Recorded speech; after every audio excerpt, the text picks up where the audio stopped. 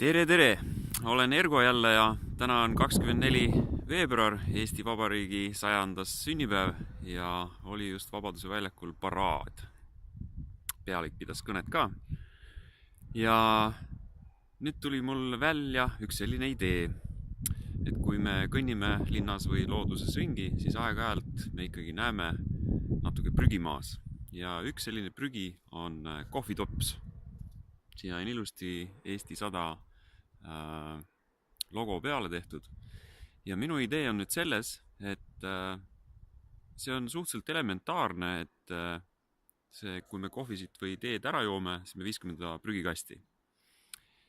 Ja see on iseenesest mõistetav, aga vahest see iseenesest mõistetav ja elementaarne kipub meil meelest ära minema ja seda nagu kukub maha.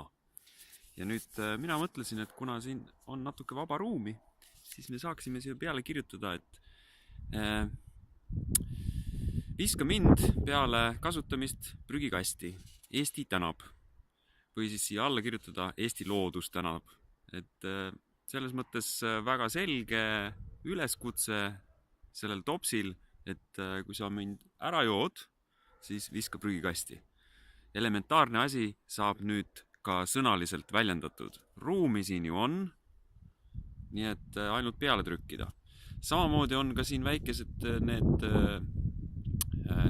logod, ikoonid peal, et viska prügikasti ja recycle, aga see sõna nagu mõjub minu meelest paremini. Tänane idee 24. veebruaril Eesti 100